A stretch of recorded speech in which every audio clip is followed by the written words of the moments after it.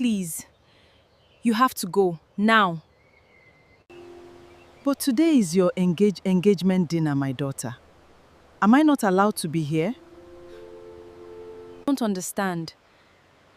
Just please, before his family arrives.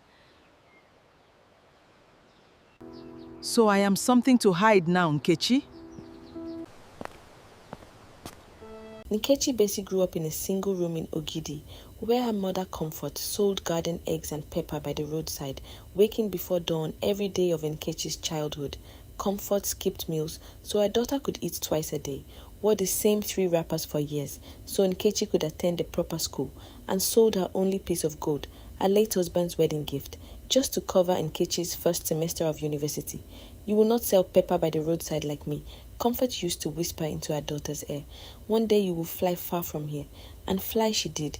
Nkechi graduated with honors, landed a job at an advertising firm in Victoria Island, and slowly began erasing every trace of Ogidi from her voice and her story.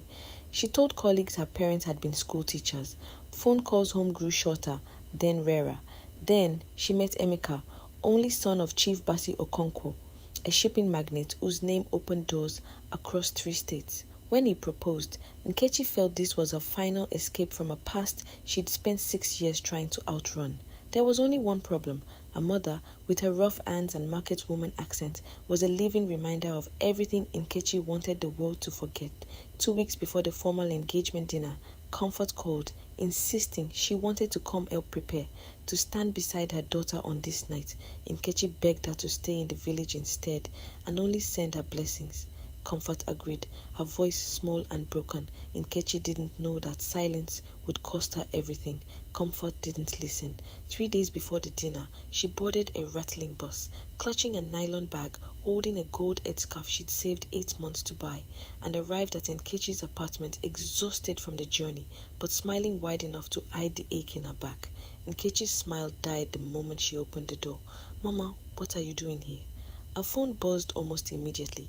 A text from Emeka saying his father was arriving early to drop off fabrics, excited to finally meet her family properly. Panic took over. "Mama, you cannot be here.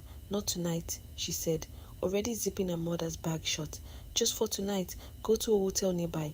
I'll explain everything after. I just need more time." Comfort searched her daughter's eyes and found raw, undisguised shame. "You are ashamed of me," she whispered. Years of swallowed pain rose in her voice. "I sold my necklace for you. I skipped meals for you. And now I am something you must hide?" Nkechi could only beg for more time. Comfort finally agreed to leave, her voice hollow. As Comfort dragged her bag toward the gate, a black car pulled up. An elderly man in a crisp agbada stepped out and froze. Chief Basi Okonkwo, Emeka's father. 22 years earlier, before his wealth, he had been a starving young man in Ogidi, kept alive for months on credit by a young garden egg seller who asked for nothing in return. That seller had been Comfort. Recognition hit them both at once, tears rising in Basie's eyes as he thanked her for saving his life all those years ago. But he noticed her packed bag, her fighting back tears, and pressed gently. Why was she leaving before the dinner had even begun? Comfort opened her mouth to protect her daughter the way she always had, but this time the words wouldn't come. "My daughter asked me to leave," she said quietly. "She said she needs more time." Basie's face changed slowly, dangerously, just as Nkechi appeared in the doorway. "Chief Okonkwo," she stammered, "you're early." "Nkechi," he said, his voice quiet in the way that terrifies more than shouting, "do you know who this woman is?" She's my mother's house help," Nkechi blurted, the lie tumbling out before she could stop it. Something in Comfort broke completely. Not the packed bag, not being sent away, but being erased, denied, called a stranger by the child she had raised, without a single condition attached to her love. Basie's jaw tightened. "This woman fed me when I had nothing, Nkechi, kept me alive when my own family turned their backs. I searched for her for 22 years to repay that kindness, and you call her your house help." He turned to Comfort, his voice softening instantly. "You should never have to hide, not from anyone, not from your own blood." He led her gently inside, leaving Nkechi frozen at the gate, watching her carefully built world begin to collapse. Her phone buzzed. "Emeka, Dad just called. We need to talk, now." "I panicked," she admitted when he called. I didn't want your family to see where I came from. Where you came from? Emeka repeated, real disappointment creeping into his voice for the first time. My father built everything from nothing, and he tells that story with pride. You're ashamed of a woman who sold garden eggs to put you through school. Love doesn't hide people in Kechi. If you could do this to the woman who raised you, what would you do to me, to our own children, when things got hard? I need time, he said, and the line went dead. 3 days later, on what should have been their engagement dinner, the hall at the Eco Convention Center sat half decorated and empty. The event had been quietly cancelled through a private call from Emeka, his voice heavy with heartbreak rather than anger. I can't build a life with someone who could do that to her own mother, he'd said. Nkechi didn't argue. Deep down, she knew he was right.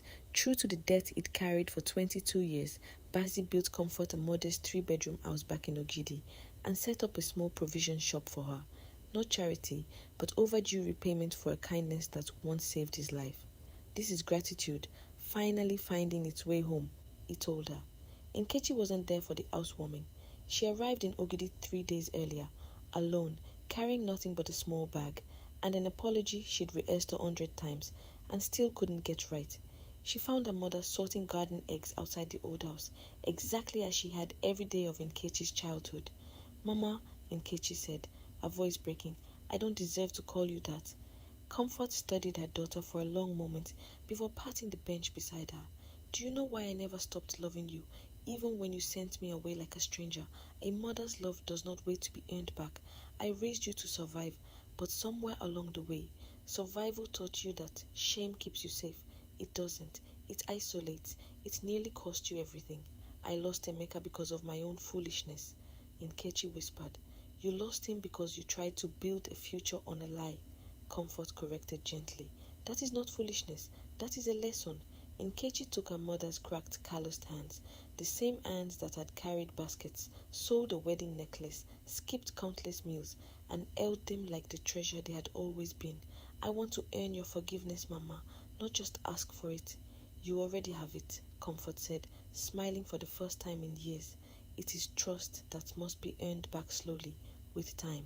In the months that followed, Nkechi did exactly that, transferring closer to home, visiting every weekend, sitting beside her mother at the little provision shop, finally learning the true weight of the sacrifices that had built her entire life. She apologized to Basi in person, not to win back Emeka, but simply because it was right. Emeka, watching her slow, humbling transformation from a distance, eventually reached out again, not to rush back into an engagement, but to build something new, rooted in truth instead of image.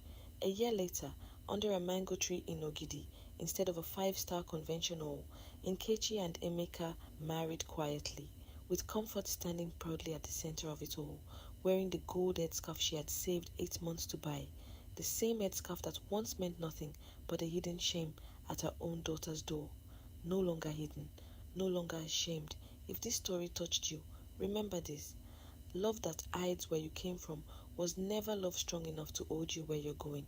Subscribe to African Stories by Amara for more emotional African family stories like Nkechi's, because the next one might be the story that changes how you see your own mother